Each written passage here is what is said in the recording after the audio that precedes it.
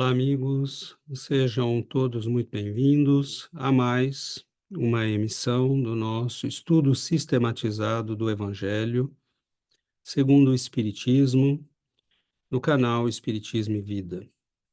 Nós temos hoje o início do capítulo 24, né? Nós vamos colocar aqui à disposição para que todos possam nos acompanhar.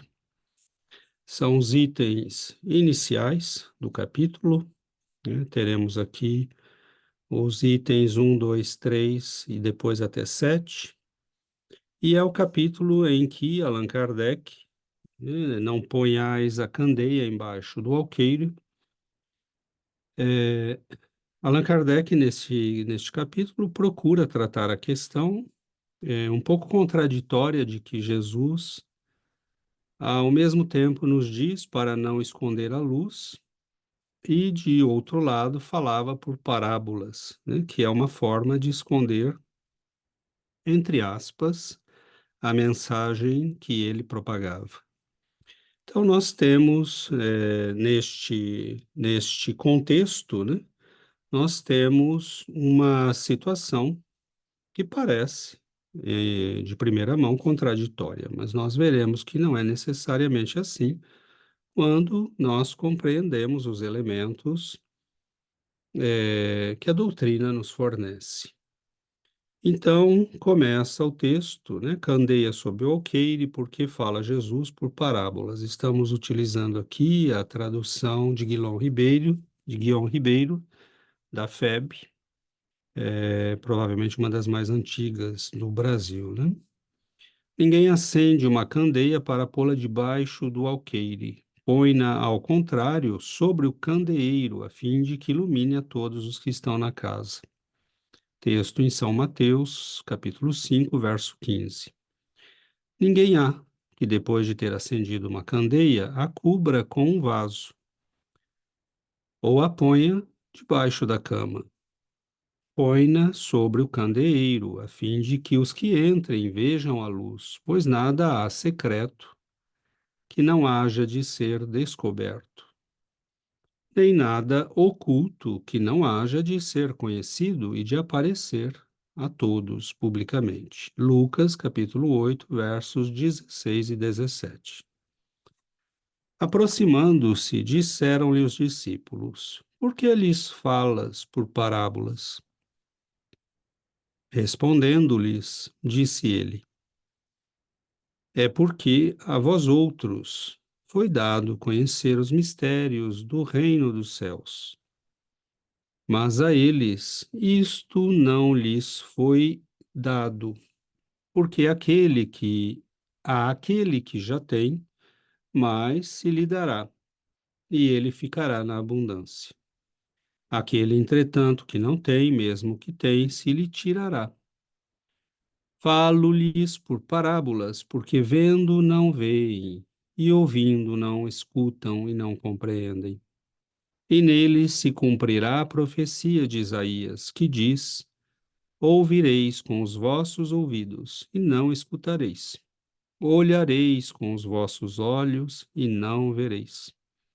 Porque o coração deste povo se tornou pesado, e seus ouvidos se tornaram surdos, e fecharam os olhos, para que seus olhos não vejam e seus ouvidos não ouçam, para que seu coração não compreenda, e para que, tendo se convertido, eu não os cure. Mateus, capítulo 13, de 10 a 15. Então, claramente, hoje nós temos condições de entender o que Jesus está expressando.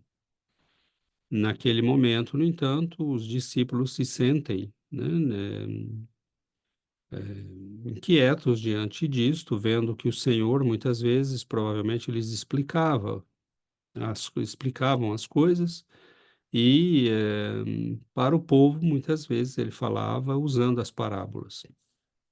Na verdade, hoje em dia, nós podemos compreender muito bem isso. Mas, nos diz Allan Kardec, é de causar admiração, diga a Jesus que a luz não deve ser colocada debaixo do alqueire quando ele próprio constantemente oculta o sentido de suas palavras sob o véu da alegoria. que nem todos podem compreender. Ele se explica dizendo a seus apóstolos: Falo-lhes por parábolas, porque não estão em condições de compreender certas coisas. Eles veem, olham, ouvem, mas não entendem. Fora, pois, inútil tudo dizer-lhes, por enquanto. Digo, porém, a vós, porque dado vos foi compreender estes mistérios. Procedia, portanto, com o povo como se faz com crianças, cujas ideias ainda se não desenvolveram. Desse modo, indica o verdadeiro sentido da sentença. Não se deve pôr a candeia debaixo do alqueire, mas sobre o candeeiro, a fim de que todos os que entrem a possam ver.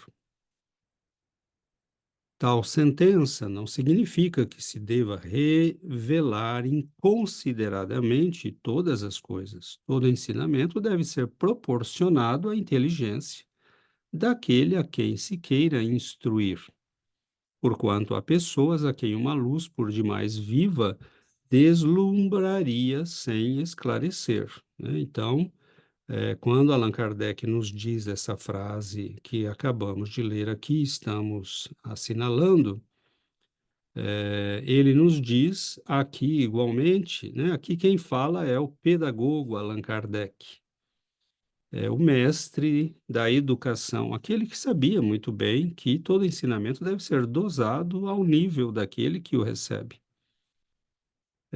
Dá-se com os homens em geral o que se dá em particular com os indivíduos, né? Então, mesmo que nós falamos das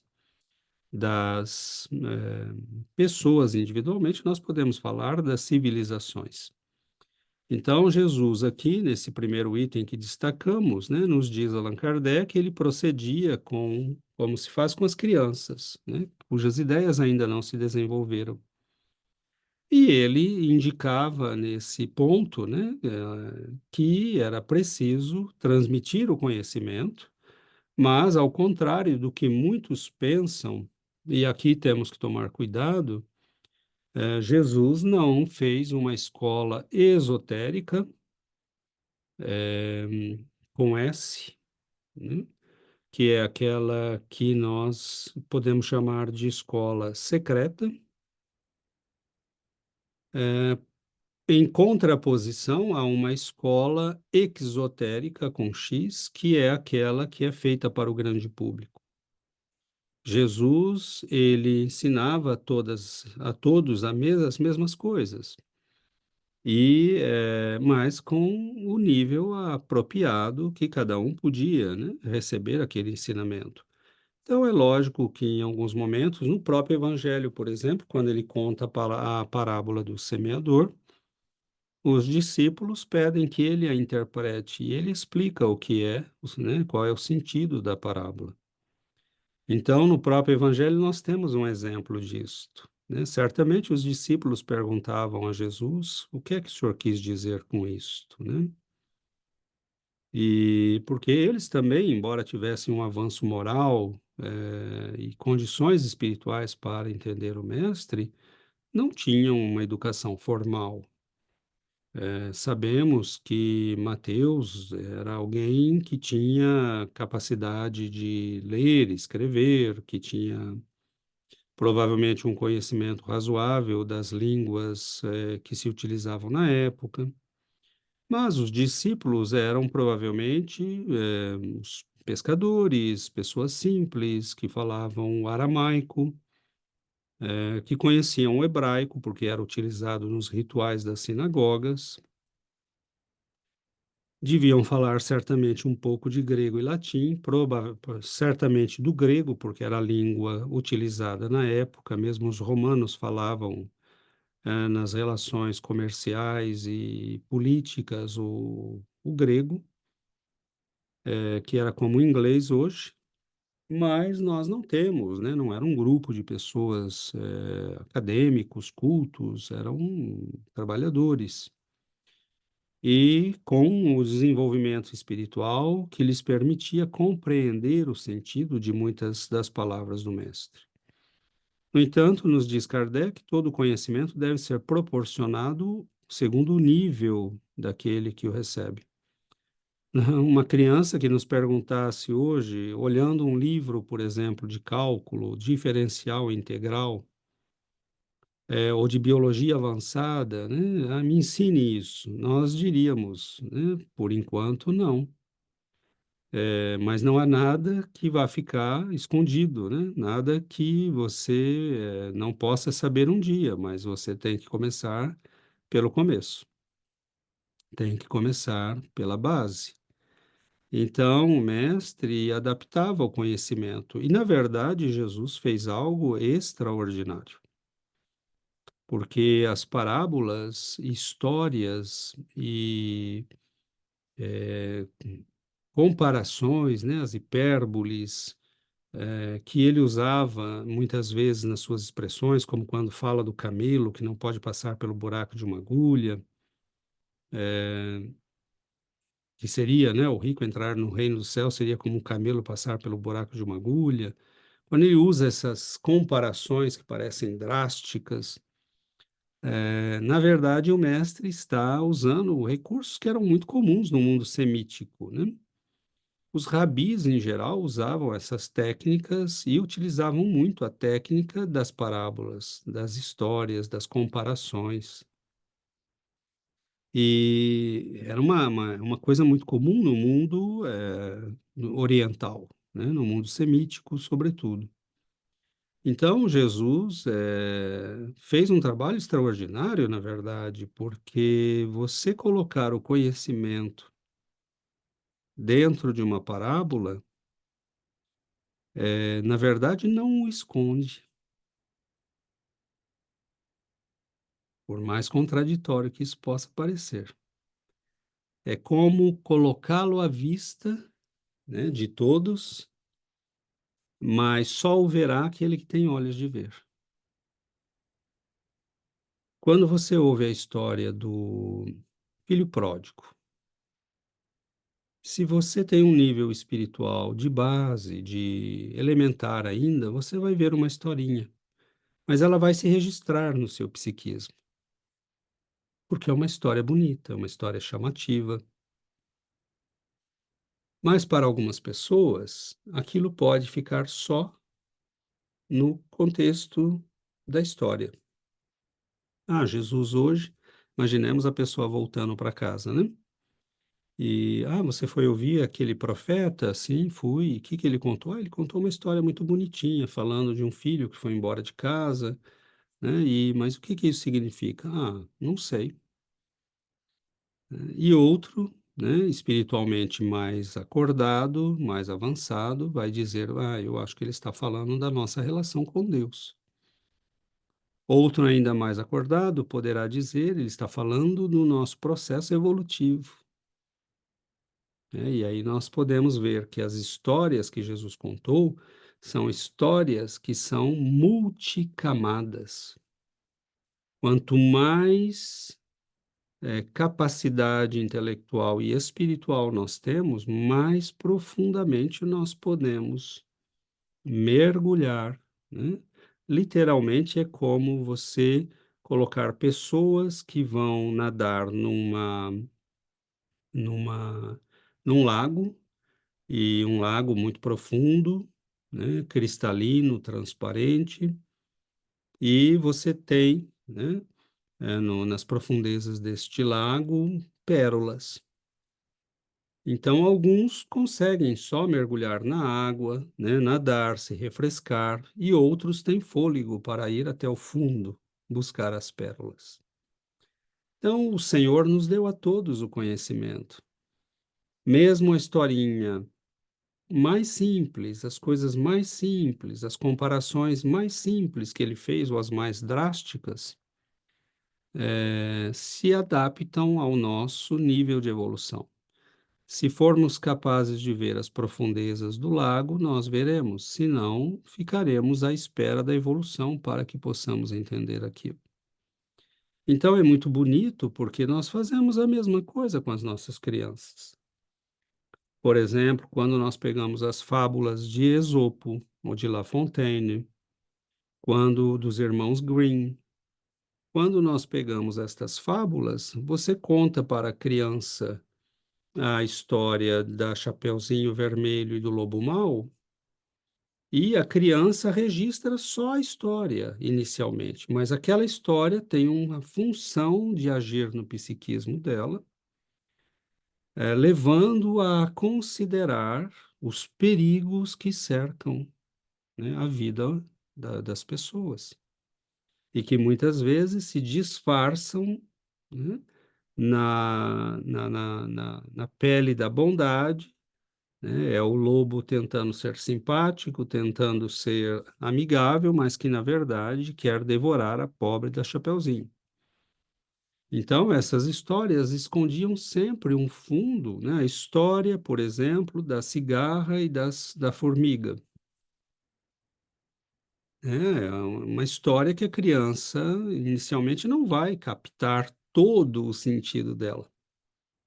Mas à medida que ela vai crescendo, né, o pai contou a história quando ela tinha 7 anos. Aos 8, ela já está no seu final do primeiro ano de escola e começa a ter preguiça. O pai pode falar: Você lembra da história da cigarra? E aí você faz apelo àquela história.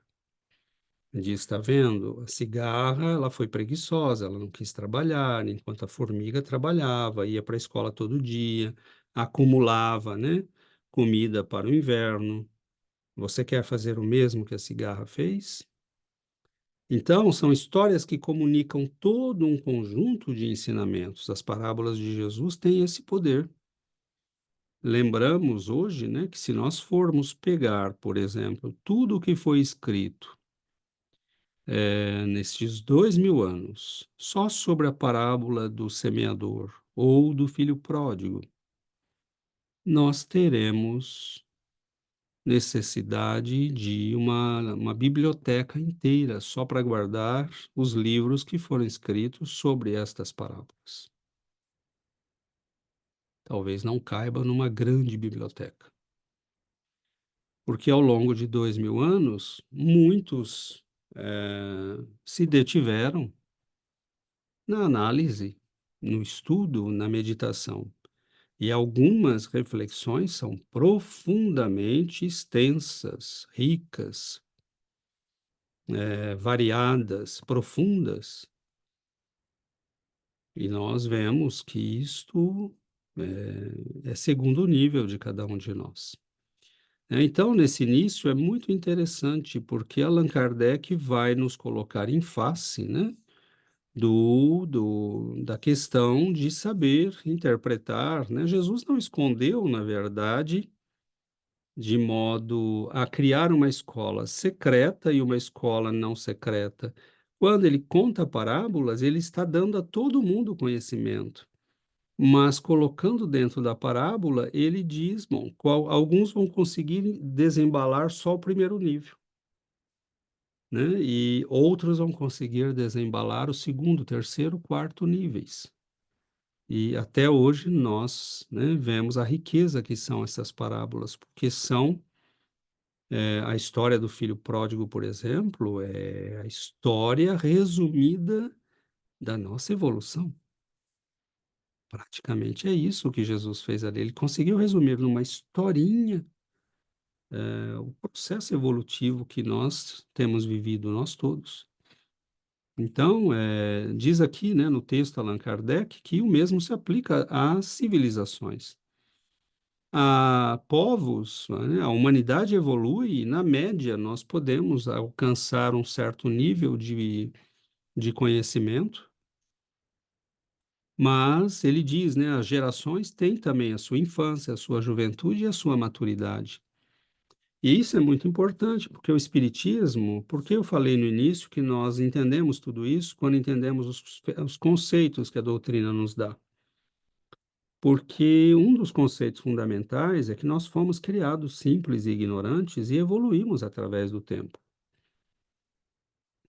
Então, a doutrina tem uma ideia essencialmente evolutiva. A nossa maturidade muda ao longo dos séculos e dos milênios. E isto também é importante para compreender a atitude de Jesus e a de muitos sábios do passado, Por exemplo, nós sabemos que Platão, hoje quando lemos, né, o Giovanni Reale, por exemplo, tem um Platão sob nova interpretação, e ele desenvolveu a teoria hoje largamente aceita na filosofia de que Platão tinha um ensinamento que era dado só oralmente. Então, nos seus livros estão como que o chamado, né, a a expressão mais externa do seu ensinamento, e no dia a dia, convivendo com ele, é que os discípulos recebiam os ensinamentos mais profundos e as explicações mais extensas.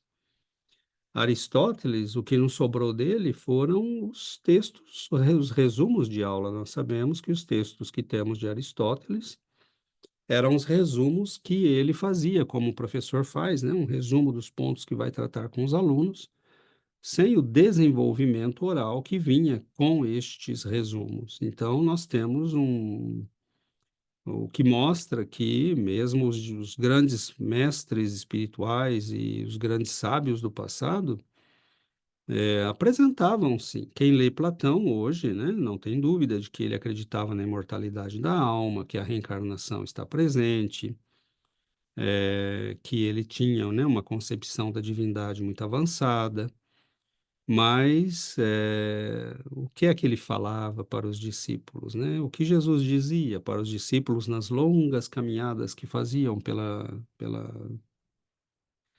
Judéia, pela Galileia, pela Pérea, né, pela Samaria. Então, deviam ser conversas extremamente interessantes, profundas, ricas, né? O que aprenderam os discípulos diretamente com o mestre? Lógico que isso é muito maior do que o que nós lemos, né? E assim são para os indivíduos, assim são, né? Assim é, perdão, para os povos, né? Assim é para os povos também. Os povos têm um grau de maturidade como as pessoas, né? E o nosso planeta como um todo tem um grau de maturidade. Por exemplo, nós sabemos também, graças à doutrina espírita, que temos um mundo de provas e expiações, cuja marca é o alto nível de desenvolvimento intelectual e tecnológico, mas o baixo nível moral. Então, é claro que Jesus sabia disso tudo, sabia com quem estava falando e sabia como falar conosco, concentrando o seu ensinamento no que era o mais importante.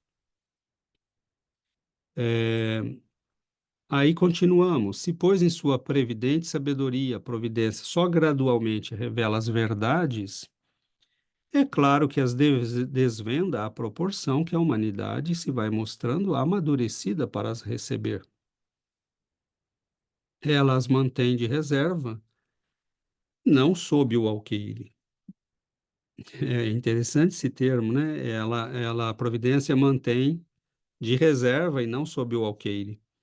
É verdade, e o próprio fato de escondê-las em parábolas, por exemplo, é uma maneira de mantê-las em reserva, né? Esperando o tempo que nós possamos acessar, né, aqueles grãos de sabedoria e colocá-los na terra da nossa alma para que possam se desenvolver. Os homens, porém, que entram a possuí-las, quase sempre as ocultam do vulgo com o intento de o dominarem. Esse é um problema, né? Muitas pessoas esclarecidas ao longo dos séculos dominaram o conhecimento da espiritualidade. Nós sabemos, por exemplo, de acordo com os textos de Leon Denis, Emmanuel, que povos como os povos da Grécia Antiga, né, os ensinamentos órficos, é basicamente espiritismo. É, os egípcios, eles dominavam conhecimentos profundos sobre a reencarnação, o magnetismo, os processos de curas, das obsessões, eles tinham conhecimento de tudo isso, mas muitas vezes usaram isso só para dominarem, né? Mantinham isso em escolas secretas e não partilhavam isso com o povo. Na verdade, usavam o conhecimento para dominar o povo. Nós vemos isso, infelizmente, na Igreja Católica e em outras igrejas, que muitas vezes seus líderes conhecem, sabem de tudo isso, mas mantêm as pessoas ainda acreditando em coisas que eles próprios sabem que são apenas figurativas.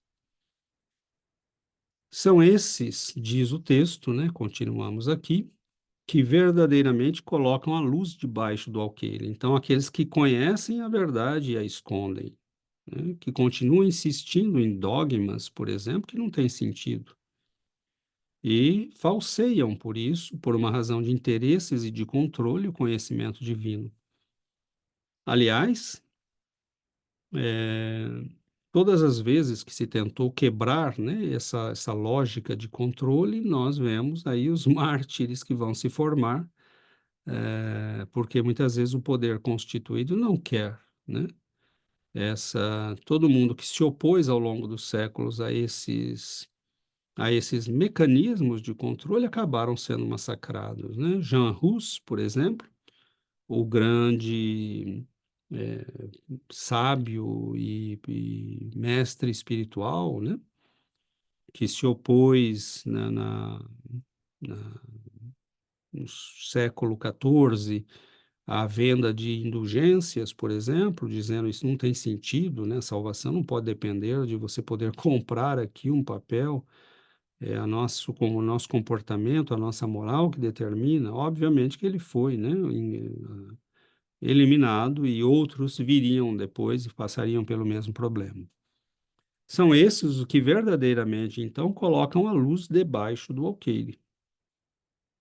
É por isso que todas as religiões têm tido seus mistérios, cujo exame proíbem. Mas, ao passo que essas religiões iam ficando para trás, a ciência e a inteligência avançaram e romperam o véu misterioso. Havendo-se tornado adulto, o vulgo entendeu de penetrar o fundo das coisas e eliminou de sua fé o que era contrário à observação. Nesta simples frase do final, Allan Kardec descreve todo o processo de afastamento que houve entre a inteligência humana, num certo momento, a partir da Renascença, e as religiões, né, que continuavam insistindo em dogmas ou em conhecimentos que não refletiam a realidade do conhecimento humano da época. Todo mundo já sabia que a Terra não era possível ela ter sido criada em 7 dias, né? Isso poderia ser simbólico, mas não real, né? É, nós vemos, por exemplo, ideias, né, que são simbólicas. Adão e Eva, a perda do paraíso, tudo isso é simbólico, que refletem realidades que a doutrina espírita vai nos explicar de onde vem, qual o significado. Mas a igreja tomava tudo isso ao pé da letra e muitas vezes os que impunham isso sabiam que isso era simbólico, que o sentido estava oculto, mas não diziam isso ao vulgo, né, ao povo. Então, infelizmente, há também esse contexto, né, de esconder a verdade por uma questão de interesses. Diz o texto aqui que nós destacamos: não podem existir mistérios absolutos, e Jesus está com a razão quando diz que nada há secreto que não venha a ser conhecido. Tudo o que se acha oculto será descoberto um dia, e o que o homem ainda não pode compreender lhe será sucessivamente desvendado, em mundos mais adiantados. Quando se houver purificado aqui na terra, ele ainda se encontra em pleno nevoeiro. Olha que coisa extraordinária, né? É muito bonito essa colocação de Kardec, porque não há realmente mistérios absolutos, mas nós lembramos aqui, por exemplo, né, as pessoas às vezes querem entender engenharia avançada e não sabe fazer cálculo de mais e menos. Então, é óbvio que nós temos que ter bom senso, né? Nós não podemos querer possuir um conhecimento que ainda não nos é acessível. E mesmo A humildade de sabermos reconhecer que no processo evolutivo não temos ainda condições de tudo saber, porque não é necessário. Então, por exemplo, Allan Kardec pergunta: nós entenderemos, né, Deus? E os espíritos dizem: por ora vos falta o senso para isso. Olha que coisa extraordinária. Seria como tentar explicar a luz a um cego de nascença, né? Alguém que não tem o sentido, o senso da visão. Como é que você explica as cores para alguém que não tem, nunca teve visão, né? Então, nós temos que, os espíritos estão dizendo, no tempo certo, quando vocês desenvolverem os sentidos que ainda vos faltam, vocês compreenderão muito mais. E diz aqui Allan Kardec que mesmo em outros mundos, né, há coisas que nós só entenderemos quando alcançarmos a possibilidade de viver em mundos mais avançados do que a Terra. Porque qual é o nosso maior desafio aqui na Terra? É o ajustamento às leis divinas, né? Basicamente, a Terra serve como um local onde nós estamos aprendendo. Não história, geografia, física, matemática, tudo isso nós podemos sim aprender e já temos aprendido com muita capacidade. O desenvolvimento intelectual da Terra é bastante, né, consideravelmente avançado. Mas certamente que ele é ainda muito atrasado em relação a outros mundos, né? Vamos supor, Allan Kardec, desde 1857, já apresentava a tese da existência, né, de outras civilizações no universo. Então, o Espiritismo é um pioneiro nessa concepção. Hoje é algo que todo mundo admite. Mas suponhamos que amanhã tenhamos contato com seres extraterrestres que venham à Terra, que se apresentem a nós. Obviamente que a ciência desses povos será muito mais avançada do que a nossa, porque nós sabemos que eh, com as distâncias que temos no cosmos, só alguém com tecnologias extremamente avançadas poderiam, né, nos alcançar neste cantinho do universo, vencendo estas distâncias imensas que nos separam, às vezes, de muitos anos-luz.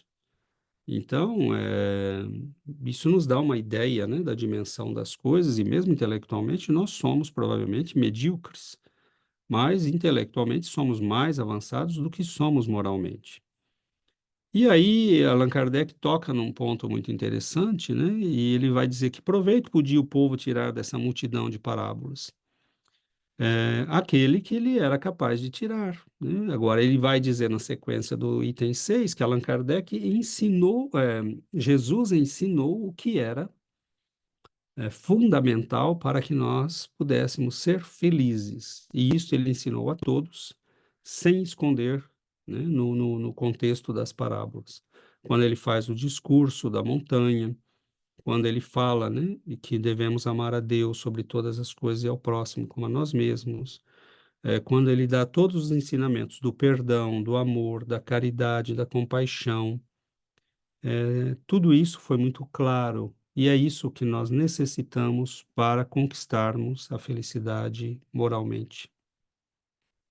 Então, ele coloca o que era mais abstrato, por exemplo, a reflexão sobre a evolução. A parábola do semeador é uma reflexão sobre os estados de maturidade da alma, entre outras coisas, né? É muito vasta.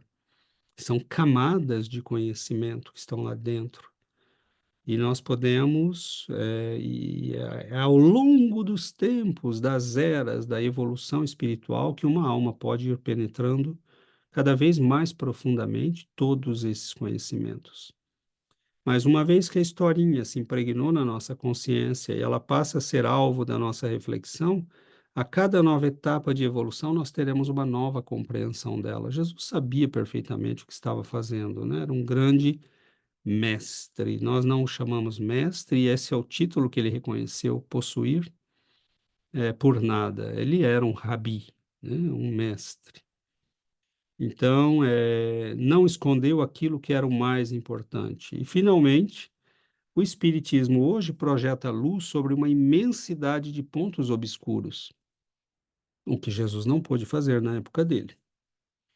Não a lança, porém, inconsideradamente. Com admirável prudência se conduzem os espíritos ao darem suas instruções. Só gradual e sucessivamente consideraram as diversas partes já conhecidas da doutrina, deixando as outras partes para serem reveladas à medida que se for tornando oportuno fazê-las sair da obscuridade. Meus irmãos, isso é extremamente sério, né? É, Mesmo com a doutrina espírita, nós temos esta questão dos níveis de maturidade. A doutrina espírita, Allan Kardec, nos 5 primeiros livros, mais os outros que escreveu, inclusive a Revista Espírita, ele descortina uma mudança brutal, né, para as concepções humanas. É algo brutal, mas que nós já estávamos prontos para receber. Estávamos todos prontos? Claro que não, né? Então, mesmo hoje, nós vemos que é uma minoria que realmente compreende o Espiritismo na sua profundidade. E eu não tenho aqui a pretensão de dizer que eu compreendo na sua profundidade. No entanto, eu tenho já condições de dizer que eu estou diante de um lago imenso, profundo e extremamente rico e variado. Quando Allan Kardec dizia que o Espiritismo toca a todos os aspectos da vida humana, ele está falando algo extremamente importante e verdadeiro. Então, nós precisamos desenvolver novas ciências baseadas na compreensão espírita. E o Espiritismo, Allan Kardec aflorou alguns assuntos com um nível de profundidade já bastante considerável, quando ele fala de perispírito, fluido cósmico universal, né? É, fluidos, capítulo 14 da Gênese, por exemplo, quando ele fala de mediunidade no livro dos médiuns, quando ele fala de reencarnação.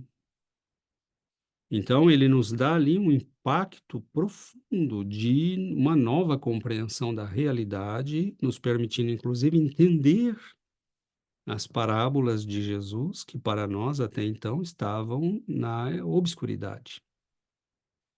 Então, a doutrina espírita nos desvenda, nos descortina um universo de novas perspectivas. Se tivermos o bom senso de estudar, se tivermos o bom senso de avançar humildemente na busca deste conhecimento, nós veremos o mundo de forma muito interessante.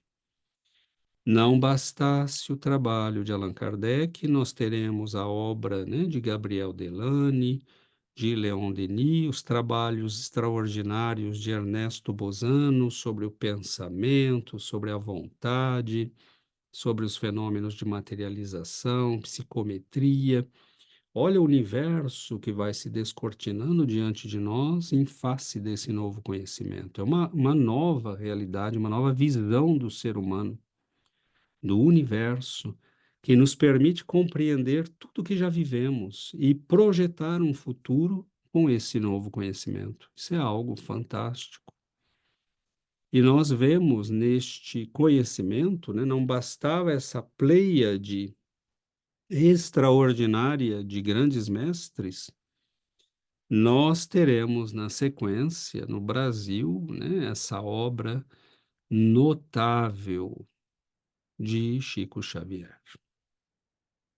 Então, que muitos irmãos nossos não conseguiram entender. Nós vemos pessoas interpretando André Luiz como se André Luiz estivesse contando historinhas da carochinha, né? Isso nós já, infelizmente, temos visto no, no movimento espírita com muita tristeza, porque o estudo profundo, quem estudou Kardec perceberá que as obras de Chico Xavier são uma extensão natural do codificador. O que estava, por exemplo, no capítulo do suicídio, no livro dos Espíritos, Allan Kardec, num certo momento, questiona, né, os espíritos sobre tudo isso, e no final, numa exposição, naqueles comentários, ele diz: alguns espíritos chegam a viver, né, os horrores da decomposição, e para ali. Quando nós pegamos a obra de André Luiz, ele vai nos dar a dimensão disso. Quando nós pegamos a obra, por exemplo, de Ivone Pereira, ela vai nos dar a dimensão disso. Então, nós vemos que é um enriquecimento, é um comentário estendido, é precisar as coisas, é detalhar as coisas. Allan Kardec fala, né, largamente de reencarnação, fazendo todo o raciocínio filosófico, a argumentação, apresentando a tese, né? Mas no Missionários da Luz, no capítulo da reencarnação de Segismundo, André Luiz vai nos detalhar o processo. Só que isto, meus irmãos, é profundo. Isso envolve conhecimentos de biologia avançada, né, de genética. Isso envolve questões de física quântica. Então, nós temos que ter a humildade de dizer: olha, eu talvez não tenha ainda o conhecimento necessário para entender tudo isso, mas a pessoa não entende e ela diz: como eu não entendo, isso não é bom e não é verdadeiro. Né? Então, isso é o perigo, né? Tenhamos a humildade de dizer: eu talvez não tenha conhecimentos para entender isto. Hoje nós temos cientistas que já entenderam que precisam pesquisar os livros, né, de Kardec, que precisam rever toda a obra de André Luiz e todo o processo, né, o processo de abertura que permitem esses livros para novas perspectivas de pesquisa. Por exemplo, tudo que André Luiz explica sobre o psiquismo, o corpo mental, o perispírito e a relação com as doenças, a mediunidade, etc., etc., tudo isto abre perspectivas de pesquisa para a psiquiatria, para a medicina, né, para as ciências da saúde humana, para a psicologia. Né? Nós não temos ainda, concretamente, né, uma ciência da psicologia humana. Allan Kardec chamava, né, a sua revista de uma revista de estudos psicológicos. Por que ele fazia isso? Porque ele oferecia ali uma nova visão da criatura humana, uma nova perspectiva de interpretação do ser humano, né, baseado na imortalidade, na reencarnação. Por exemplo, as grandes filosofias do tempo de Kardec foram todas materialistas, mesmo as psicologias. Né? Basta ver a história das influências psicológicas mais conhecidas da humanidade atualmente. Todas são ou behaviorista, né? Que consideram o ser humano como um cão de Pavlov, que você pode treinar para obter respostas.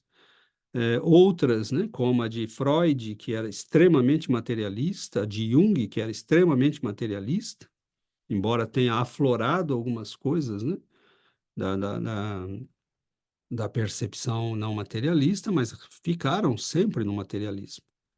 Quer dizer, onde é que está a psicologia, né, que nós, espíritas, vamos desenvolver? Onde está a sociologia que nós vamos desenvolver, baseados, por exemplo, nos conceitos de evolução que está na Lei de Progresso do Livro dos Espíritos e que está nos conceitos de evolução da alma que nos dão os livros de Allan Kardec ou livros como A Caminho da Luz, de Emmanuel. Nós temos uma nova ciência da história para desenvolver, uma nova ciência da sociologia para desenvolver. Nós espíritas não podemos ficar acomodados achando que já entendemos as coisas. Não entendemos, meus irmãos. Quando Allan Kardec fala que o espiritismo toca todas as questões importantes da vida humana, ele está falando a verdade. E hoje nós podemos, né, entender isto e perceber a grandeza que é tudo isso. O Espiritismo é o conhecimento mais importante que a providência divina enviou para a Terra nos últimos 2 séculos. E se nós não o considerarmos com a atenção devida, nós vamos perdê-lo. Nós vamos perdê-lo. Como deixamos, né, o cristianismo de quarentena, uma quarentena de quase 1000 anos, né, da qual se acordou em alguns momentos, como a vinda, né, de grandes homens e grandes mulheres. Nós tivemos um retorno à vida com Francisco de Assis, com São João da Cruz, Santa Teresa d'Ávila, né, São Francisco de Sales, grandes homens e mulheres que trouxeram de volta à vida o cristianismo, mas que ficou, né, soterrado nos escombros da teologia, que afastou, na verdade, o Cristo da humanidade. E para que serve o conhecimento espírita? Para guiar o conhecimento humano para o futuro, mas para nos descortinar a compreensão profunda da mensagem do Cristo. Espiritismo que não nos leve a Jesus deixou de ser espiritismo. Espiritismo não é autoajuda, espiritismo não é blá blá blá de reconforto para o nosso egoísmo, né? Espiritismo é uma ciência profunda que nos leva ao Cristo. E se nós não entendermos isso, é porque já estamos fora do caminho, correndo o risco de perdermos esse conhecimento precioso. Então, queridos irmãos, nós finalizamos por aqui. Tínhamos 7 itens para tratar. Obviamente, não no tempo que temos, isso é muito exíguo e nós não temos, né, isso daria um seminário de 3 horas, com certeza, porque o que Allan Kardec faz é o que fazem os grandes espíritos. Cada uma dessas frases, desses parágrafos que lemos, daria um estudo em si, né? É um resumo do processo de evolução da humanidade, é uma compreensão extremamente profunda da realidade espiritual da humanidade e do seu estado evolutivo nesse momento. Então, mantenhamos, né, a nossa alma na postura do aprendiz que está diante de grandes mestres. Quando nós lemos Emmanuel, quando nós lemos André Luiz, Bezerra de Menezes, quando nós lemos os livros de Humberto de Campos, quando nós lemos os textos da codificação, lemos, relemos, estudamos, quando nós fazemos o mesmo com os grandes clássicos da doutrina espírita, nós estamos nos dando uma possibilidade de avançar, de melhorar, de crescer e, sobretudo, meus queridos amigos, de retornar ao Cristo, de trazê-lo de volta para as nossas vidas. Por que um estudo sistematizado do Evangelho segundo o Espiritismo? Porque Allan Kardec, depois que recebeu dos Espíritos a afirmação de que Jesus é o modelo supremo que nos cabe seguir na Terra, ele resolveu explicar, né, o que era importante na mensagem de Jesus. E é aí que nos oferece o livro O Evangelho segundo o Espiritismo, decodificando, né, com o conhecimento espírita, a mensagem do Cristo, para que ela seja acessível a todos os homens, a todas as criaturas deste mundo, independente de latitude, de cultura, de religião. O Evangelho segundo o Espiritismo é a mensagem moral do Cristo, explicada pelos princípios fundamentais das leis espirituais, como a imortalidade, a reencarnação, a comunicação dos espíritos, a presença de Deus, a existência de irmãos nossos em outros mundos e civilizações. Então, que nós possamos, com essa lucidez abençoada que a doutrina nos oferece, reencontrar o Cristo, pois esse é o grande projeto de evolução das nossas vidas, neste momento, né, da nossa evolução. Que nós possamos reencontrar Jesus nos textos da doutrina espírita e que ela possa trazer-nos o Mestre ou levar-nos até Ele. Que Jesus nos abençoe, que Ele nos proteja, nos ampare neste caminho de crescimento e de evolução espiritual. Um grande abraço a todos, que nós possamos, meus irmãos, continuar, né, estudando, aprendendo e partilhando estes momentos de luz e de paz nas nossas vidas. Um grande abraço a todos, fiquem com Deus e até a próxima semana com uma outra emissão do nosso estudo sistematizado com um outro companheiro ou companheira, amigo, amiga, que estarão aqui conosco, né, que estarão com todos vocês. Um grande abraço a todos.